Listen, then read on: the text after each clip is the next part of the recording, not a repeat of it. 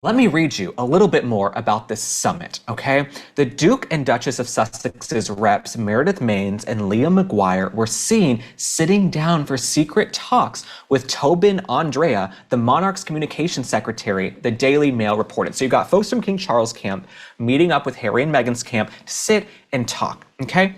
Now, this is a quote from the article. There's a long road ahead, but a channel of communication is now open for the first time in years, a source told the outlet. There is no formal agenda, just casual drinks. There were things both sides wanted to talk about. Now, the informal meeting took place at the Royal Overseas League, a private members club just minutes from Clarence House. And the trio initially convened on the club's balcony before moving inside for privacy. Here's what I think is really going on. I think they probably texted each other and said, do you want to get together for drinks and vent about these two ridiculous hucksters in California who want to sell jams, jellies, and dog biscuits? I don't think it's much deeper than that. I think they thought, okay, we're in the same city. Let's get together, almost like a therapy session.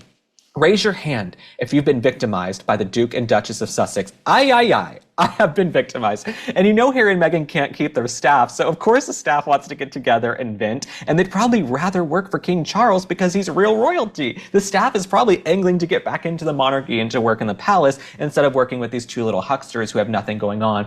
And to say it once again, continue to push jams, jellies, and dog biscuits. So I think that's really what this summit was. Let's get together, let's have drinks. From what I've heard, and I'm sure you guys have heard the same things, Prince William has no intention of really reconciling with his brother. They're fine, they're cordial. William's focused on his kids, his wife's health, his public royal engagements and duties, and the fact that he's going to step into his role as the king someday, okay? That is a weight he carries on his shoulders, and Catherine, the Princess of Wales, does as well. And so Prince Harry, he can go do what he wants, kick up dirt in California.